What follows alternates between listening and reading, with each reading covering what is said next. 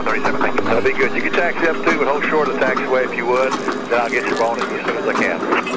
Okay, we'll taxi up, we'll hold short of Thank you very much. Olá pessoal, para quem ainda não me conhece, meu nome é Laerte Gouveia. Bem-vindos a mais um Air Sports, a nossa revista eletrônica. É um grande prazer estar com vocês mais uma vez. Vou pedir que vocês se inscrevam no nosso canal, deixem o seu like, deixem seu comentário após assistir o vídeo e compartilhem com os amigos. O programa de hoje vai ser mais um daqueles que me dá um prazer enorme, assim como eu tive quando eu fiz o Circo Aéreo primeira parte, parte 1. Hoje nós estamos fazendo o Circo Aéreo parte 2, que é, na verdade, a Esquadrilha Oi. Eu disse que eu ia começar por aquele período que nós ficamos sem patrocínio. Assim que acabou a Esquadrilha Onyx, que foi no final de 1998, nós ficamos sem patrocínio no ano de 99, 2000 e 2001. Só fomos conseguir um outro patrocínio, que foi a Oi, no final de 2001. Nesses 3 anos, nós não ficamos parados. Nós fechamos alguns contratos pontuais de verão, fazendo só a temporada de verão, ou fazendo até fim de semana, contrato de 1 mês só. E fora isso, a gente ainda fazia dogfight com os T-6, voos panorâmicos com os T-6, simulando dogfight entre os dois T-6. Então nós nunca paramos. O primeiro desses contratos foi com a Tecate, uma marca de cerveja mexicana que estava entrando no Brasil. E com a Tecate nós fizemos uma temporada de verão em todas as praias do sul. E acabou sendo muito legal, porque todo final de ano já era uma tradição no Circo Aéreo a gente ter uma super festa. E nesse ano a Tecate forneceu as cervejas pra gente. Então o Carlos Zedo, ele fez na festa desse ano uma parede na recepção do hotel, onde foi a festa, uma parede de caixas de cerveja da Tecate. Eram centenas de caixas de cerveja. E foram 3 dias regados a muita Tecate, e mesmo a gente tomando cerveja do começo do dia até o fim, ainda sobraram dezenas e dezenas de caixas de cerveja. Nós ficamos 1 ano ainda tomando cerveja Tecate.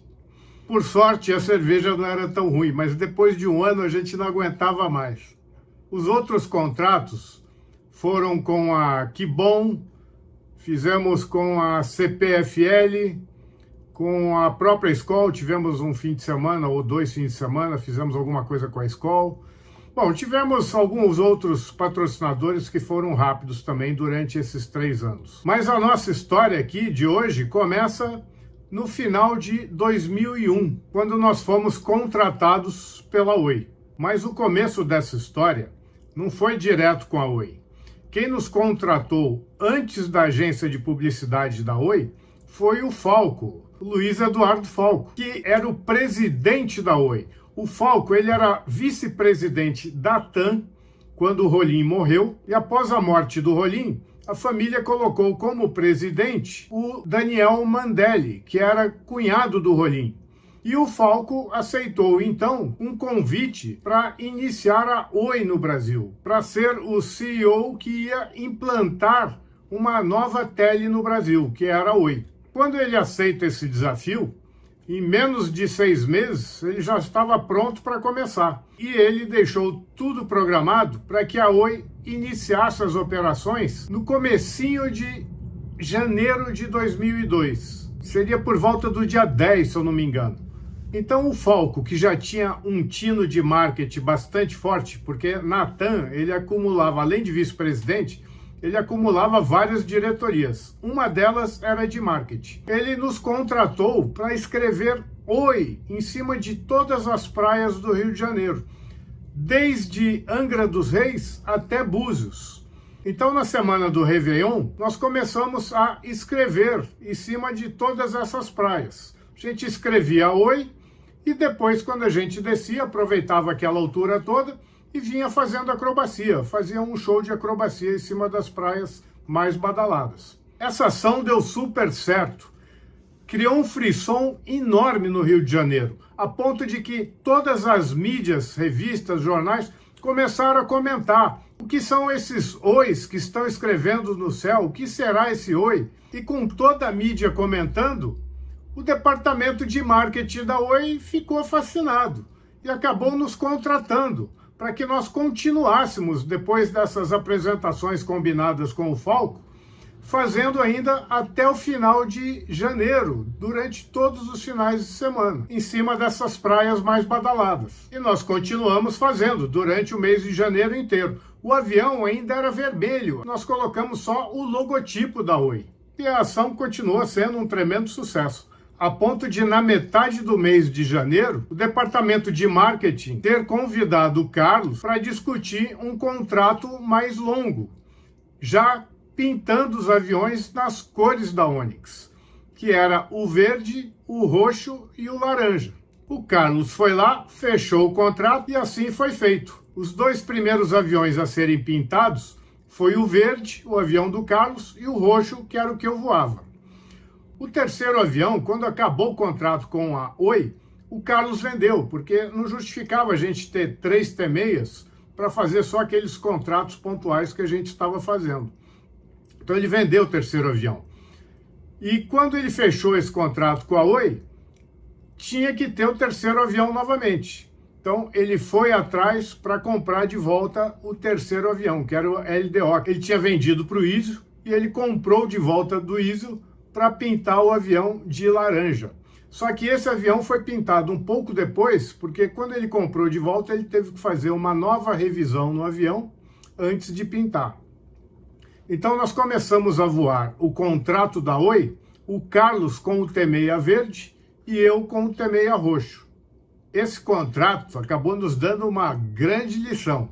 É para tomar cuidado com tudo aquilo que a gente pede a Deus. Porque durante essa fase que a gente ficou sem patrocínio, o Carlos vivia falando: poxa, para a gente arrumar um contrato bacana, eu topava até pintar o avião de roxo com bolinha amarela. E não deu outra. Acabamos tendo que pintar um avião roxo e não tinha as bolinhas amarelas. Mas o logo da Oi era uma bola amarela. Então tinha algumas bolas amarelas no avião.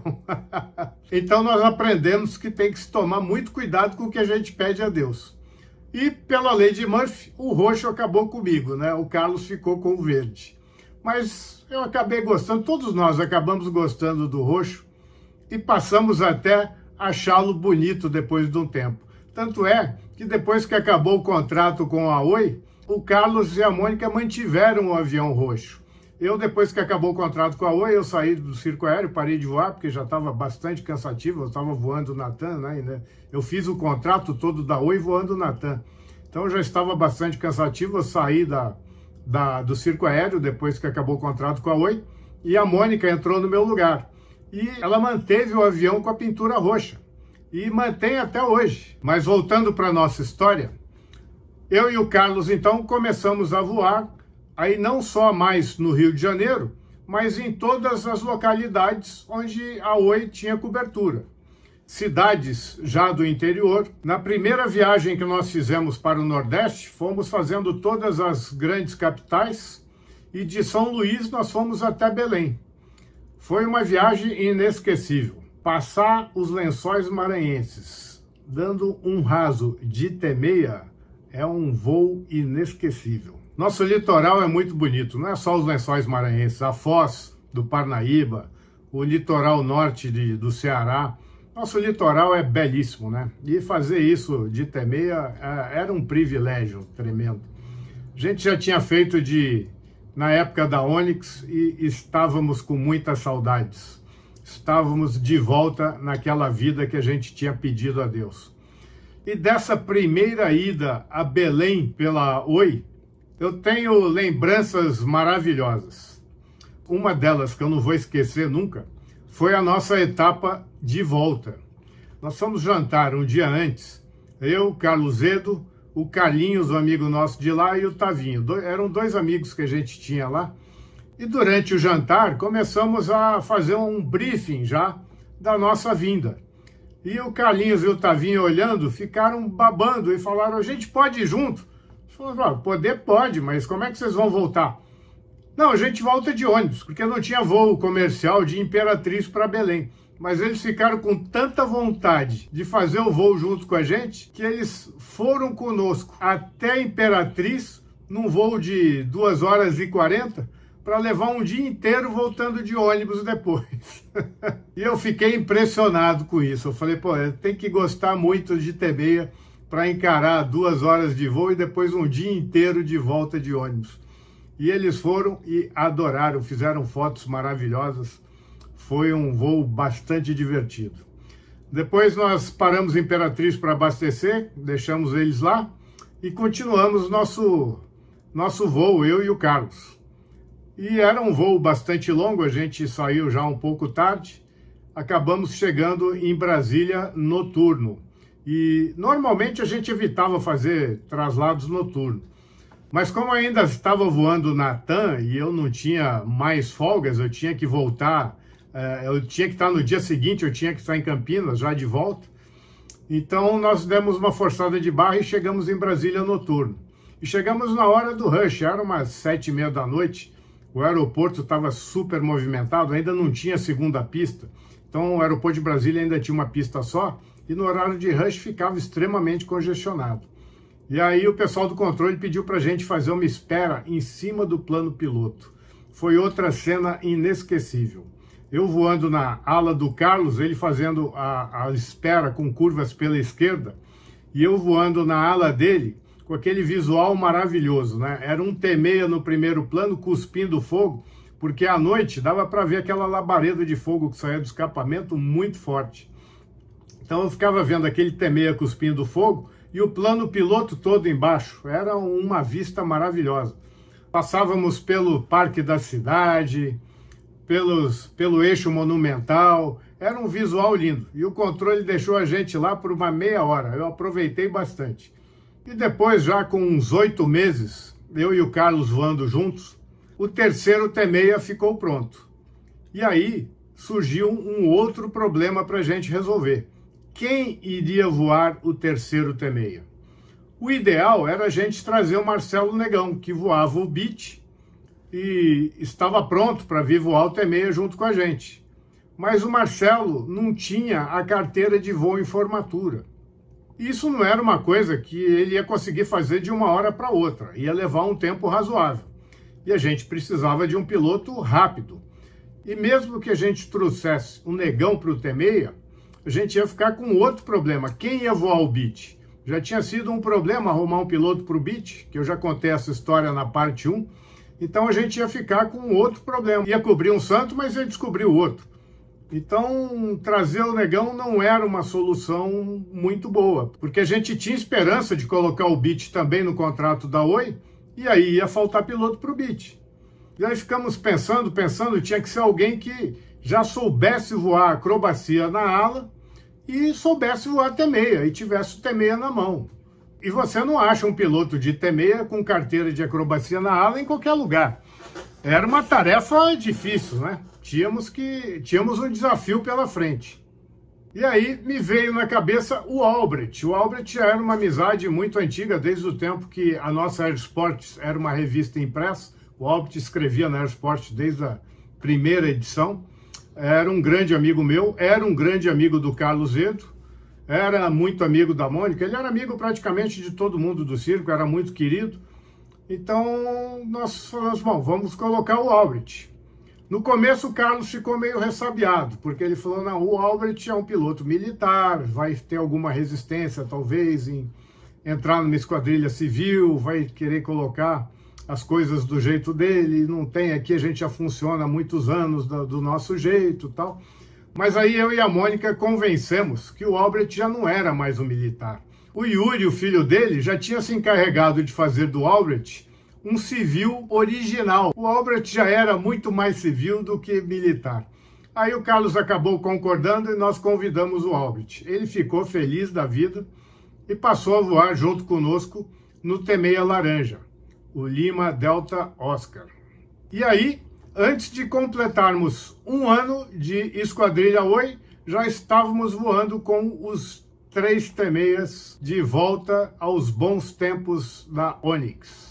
Daí em diante, começaram-se anos maravilhosos, porque, para nossa sorte, a Oi tinha cobertura até o norte do Brasil. Então a gente fazia pelo menos 2 viagens por ano pelo Nordeste.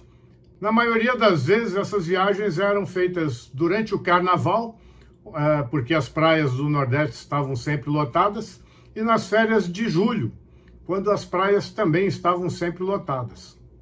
E quando não estávamos em viagem para o Nordeste, estávamos fazendo novamente os aniversários de base aérea, os aniversários de aeroclube, os shows aéreos mais bacanas do Brasil, como o Broa, por exemplo, e vários outros grandes encontros de aviação. Mas a maioria das nossas apresentações eram no Rio de Janeiro. Pelo menos 2 finais de semana no mês a gente voava no Rio de Janeiro, em todas as praias. Voávamos tanto que teve uma época que os aviões ficaram hangarados lá no aeroporto de Jacarepaguá, porque todo final de semana a gente estava lá voando, sábado e domingo. Ô vidinha, né? Ter que voar em cima de Copacabana, fazendo acrobacia, de Ipanema, da Barra, do Recreio, de Búzios, de Angra. Foi uma vida difícil, tão difícil que a gente não esquece jamais. E logo depois, a Oi lança a banda larga da Oi, que chamava-se Velox. Aí entra o Beech na história. O Beech entra com uma pintura preta da Velox, que ficou uma pintura muito bonita, escrito Velox na lateral, e passa a integrar a esquadrilha. A partir daí, então, começamos a voar com 4 aviões. Carlos Edo de líder, eu de 2, Albrecht de 3 e o Negão de volta com o Beech voando de 4. E com os 4 aviões, outras grandes viagens nós fizemos juntos. Viagens inesquecíveis. Gente, era tão bom que até quando dava pane era bom.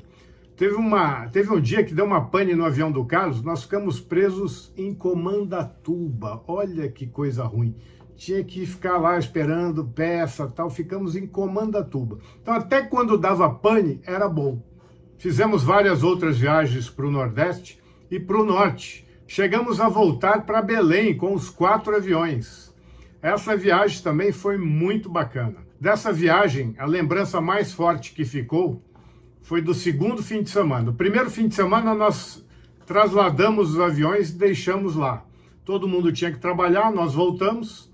E aí no outro fim de semana nós voltamos para lá. Eu, o Albrecht, o Sabiá e a Dani Monteiro, que os dois faziam parte do time de paraquedistas do Beech, fomos na sexta-feira.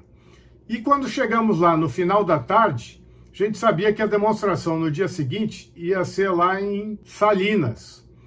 Aí nós ligamos para o Carlos e perguntamos se a gente já podia ir um dia antes para Salinas, porque em época de temporada, Salinas é um lugar bastante divertido.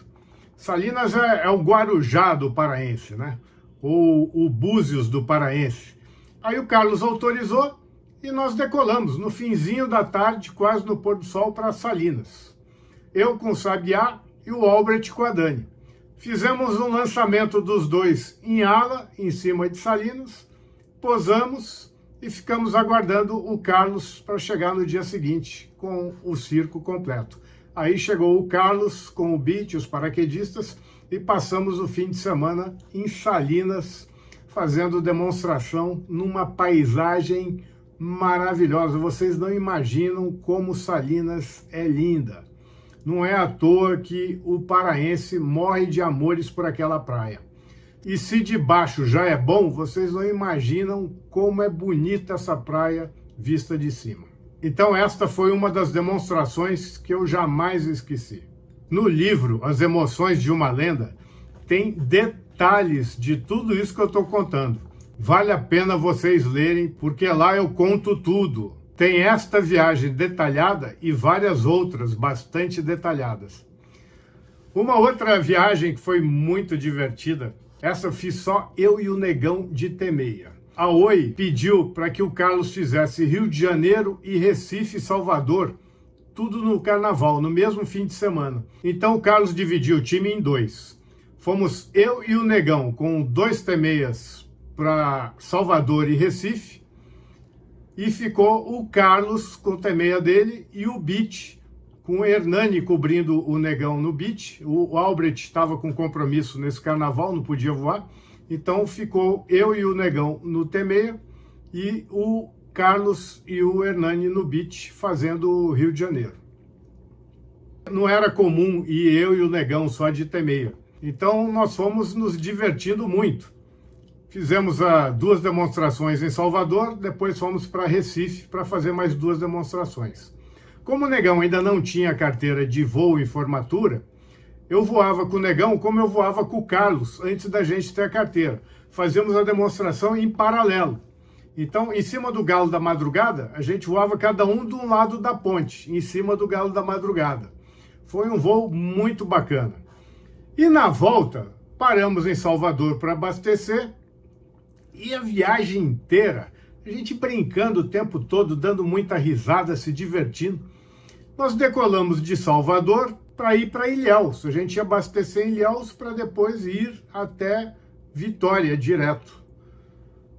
Quando eu decolei de Salvador e fiz curva à direita, eu falei, pô, acho que eu vou pedir pro direta para o controle, que a gente dá uma economizada de combustível. Já vou pedir para a gente subir para o nível 100, 110, na Pro de Ilhéus.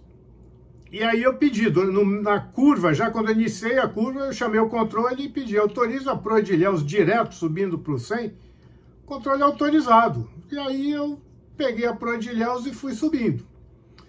E continuei brincando no rádio com o Negão e tal, e ele de repente parou de falar, ficou meio sério. Eu falei, puxa vida, o que eu fiz pro Negão, né? Que ele é um cara...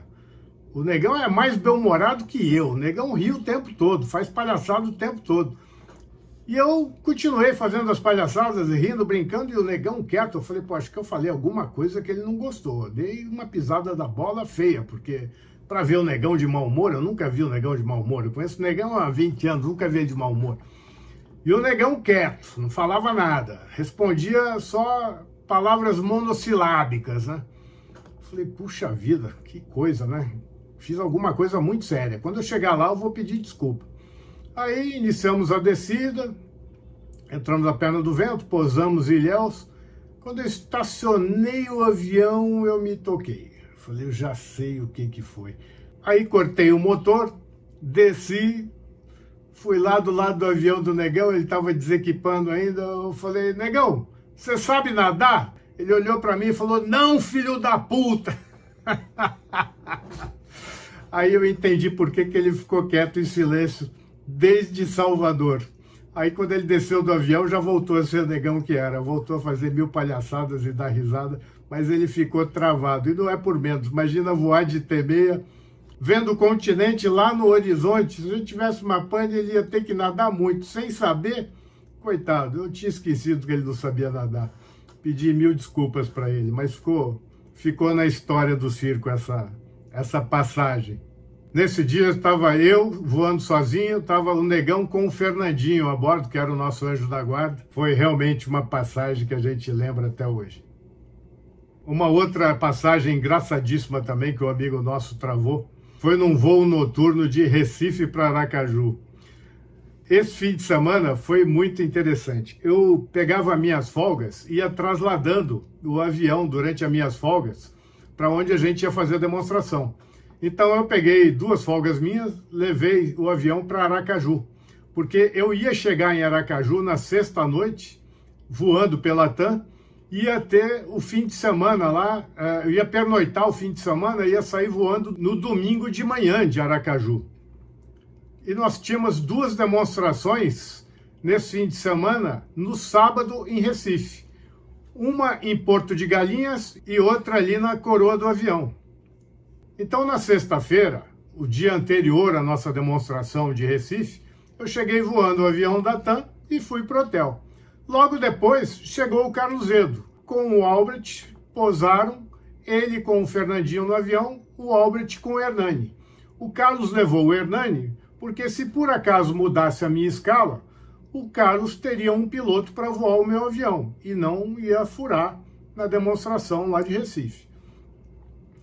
Quando chegou no dia seguinte de manhã, então nós saímos sábado bem cedinho para Recife com uma vaga sobrando, que era no meu avião, tinha uma vaga sobrando. eu convidei o aviador que estava comigo. Ele topou, lógico, ia fazer um voo de T6. Ficou meio ressabiado, porque a primeira demonstração a gente ia fazer na ida, porque Porto de Galinhas ficava no caminho, de Aracaju para Recife. Porto de Galinhas fica no sul de Recife. Então a gente já ia fazer a primeira demonstração na ida já. Então ele ficou meio ressabiado, mas eu falei, não, pode ficar tranquilo, tá indo o nosso mecânico junto, tá indo o Hernani, é tranquilo para a gente fazer demonstração com alguém atrás, ainda mais no nível do mar, estava tranquilo. A gente não precisava de muito combustível, porque a demonstração ia ser em cima de Porto de Galinhas, que fica bem próximo a Recife, então não precisava ter muito combustível a bordo, estava bem tranquilo fazer a demonstração com alguém a bordo. E aí ele acabou topando, foi junto, fizemos a demonstração, ele ficou maravilhado, e não é para menos, né? A demonstração em cima de Porto de Galinhas é um visual fantástico. E aí ele ficou maravilhado, posamos em Recife, aí nós deixamos eles no chão, fomos só o Carlos, o Albert e eu fazermos a demonstração lá na coroa do avião. Aí fomos, fizemos a demonstração, voltamos, aí já estava meio tarde, e eu tinha que voltar de qualquer jeito, porque no dia seguinte eu tinha que estar em Aracaju para assumir o voo lá de manhã. Já estava escurecendo, fizemos um plano instrumento, aí demorou para aprovar, então quando a gente decolou já era começo da noite, e fizemos um voo noturno para Aracaju. E foi muito engraçado, porque a gente estava voando noturno, o Carlos tinha um GPS no avião dele, e ele fazia o seguinte, ele marcava a proa, pegava uma referência, normalmente uma estrela, e apagava o avião inteiro, porque a iluminação do painel acaba atrapalhando, né? Muito mais gostoso você voar com o avião todo escuro. Então o Carlos pegava a referência, apagava o avião inteiro, eu apagava o meu avião todo, o Albert também. Eu tinha como referência a labareda que saía do escapamento do Carlos, que aquilo iluminava tudo. O Albert tinha o escapamento dele do lado direito, que também tinha uma labareda enorme, iluminava todo o lado esquerdo do Carlos. Então a gente não precisava de luz nenhuma. Aí a gente via naquele breu, era uma noite sem lua nenhuma, era muita estrela no céu, mas sem lua nenhuma. E o piloto que estava comigo, o companheiro que estava comigo, estava no avião do Carlos. E ele ficou intrigado, e ele perguntou para o Carlos, escuta, me diz uma coisa, a gente está voando aqui há horas, e nesse breu tremendo, você não está enxergando nada, você está navegando como? Aí o Carlos falou para ele, você está vendo aquela estrela ali? Eu estou seguindo a estrela. O cara não acreditou, ele falou, não é possível, para mim chegar aqui eu usei 3 inerciais, 2 GPS, um painel completo, você está me navegando por estrela? Não acredito que eu estou navegando por estrela. Ele ficou impressionadíssimo. Mas aí acabamos navegando pela nossa estrela, chegamos em Aracaju à noite, jantamos, no dia seguinte eu estava assumindo o voo da TAM e continuei o meu voo normalmente. Depois, numa outra folga, eu fui lá buscar o avião. Então nós fizemos muito dessas, que eu levava o avião na folga e a gente voava no fim de semana. Foram muitos fins de semana engrenadíssimos, assim, que deu para conciliar TAM com circo aéreo, né? A gente conseguia fazer muito isso. O Geraldo, nessa época, era o diretor de operações da TAM e ele me ajudava muito, porque o Geraldo, ele tem acrobacia no sangue. Ele era um acrobata de mão cheia e que era o diretor de operações da TAM. Então ele me ajudou muito. E quando saiu o Geraldo, entrou o Igor no lugar dele. E o Igor era outro amigo meu de longa data. Os dois haviam sido meus instrutores de PP no Aeroclube, tanto o Geraldo como o Igor. Eles eram contemporâneos de Aeroclube. E aí o Igor também me ajudava bastante. Então eu consegui, durante todo o contrato da Oi, que durou 10 anos, quase 11 anos, conciliar todos os meus voos da TAM com os voos da Oi. E o show não parou por aí. Quando a Red Bull Air Race, aquela corrida de aviões promovida pela Red Bull, veio para o Brasil na primeira vez, eles foram voar ali na praia de Botafogo. E a gente quis aproveitar a oportunidade e pedimos um NOTAM para a gente voar em Copacabana, para escrever Oi e fazer as nossas acrobacias lá em Copacabana. Autorizaram, nos deram o NOTAM. E nós fizemos. Enquanto eles estavam fazendo a corrida lá, a gente escrevia Oi no céu e fazia nossas acrobacias em Copacabana. Acontece que o Oi, a gente escrevia a 13 mil, 14 mil pés. Então o Rio de Janeiro todo via. aquilo chamou uma atenção tremenda do público que estava no Red Bull Air Race. E eles viam, inclusive, um pouco da nossa acrobacia, que dava para ver também. Porque a gente começava a fazer alto. Quando a gente iniciava a descida, a gente já começava a virar lá para 7.000 pés, a gente já começava a fazer acrobacia.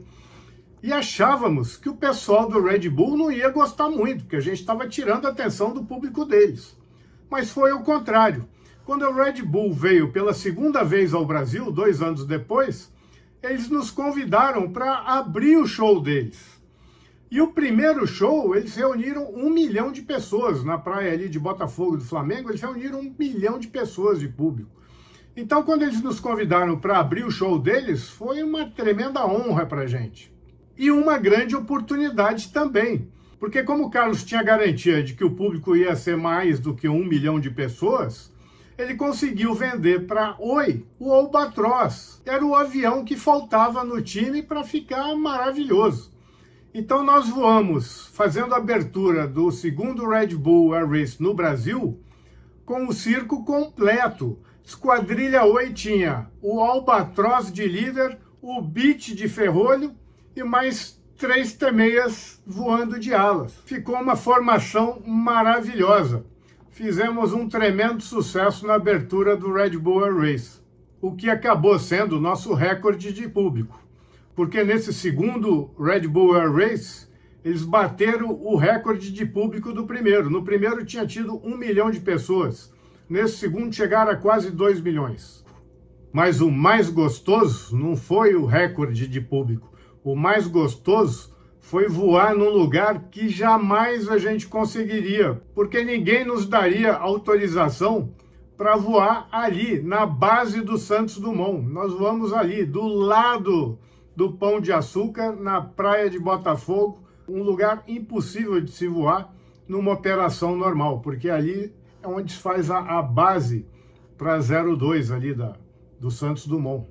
Então, foi uma oportunidade única. Mais um dos nossos voos inesquecíveis. Esse negócio era tão bom, tão contaminante, que até o Falco, que era presidente da Oi, acabou comprando um avião acrobático. E durante essa nossa fase com a Oi, um dos integrantes da equipe de marketing da Oi, que era o Rinaldo Godin, também se empolgou voando junto conosco, acabou tirando o brevet de ultraleve, comprou um ultraleve, depois ele comprou um Corisco, hoje ele tem um bimotor e voa até hoje, é apaixonado por aviação até hoje, graças a um voo que ele fez com a gente. Era realmente fascinante, uma coisa cativante, e acho que a gente acabou motivando muita gente para a aviação e para a acrobacia. E isso para nós era o maior prazer. É lógico que voar era um prazer muito grande, mas a gente tinha um prazer muito maior de saber que a gente estava motivando pessoas a voar, que a gente estava despertando nos jovens a vontade de voar. Isso nos dava uma satisfação enorme. Esse era o maior retorno que a gente tinha voando no circo aéreo. E, gente, eu vou parar de falar, porque esse é um assunto que, se deixar, eu fico falando 4 horas aqui. Mas eu quis fazer esse circo aéreo parte 2, porque eu disse a vocês que agora, a partir de agora, eu vou começar a entrevistar vários integrantes do circo aéreo para passar essa emoção para vocês. Vocês vão ver que não sou só eu que falo do circo com toda essa emoção. Todo mundo que passou pelo circo, tanto os pilotos como os paraquedistas, mecânicos, todos falam com uma emoção enorme, todos têm lembranças maravilhosas. Então eu vou entrevistar muita gente que passou pelo circo, nas mais diferentes atividades, para que vocês sintam deles também toda essa emoção. Então espero que vocês tenham gostado. Espero vê-los novamente em breve nos nossos próximos Aerosports. Só não se esqueçam de se inscrever no nosso canal, deixar o seu like, deixar o seu comentário após assistir o vídeo e compartilhar com os amigos. Um abraço, pessoal!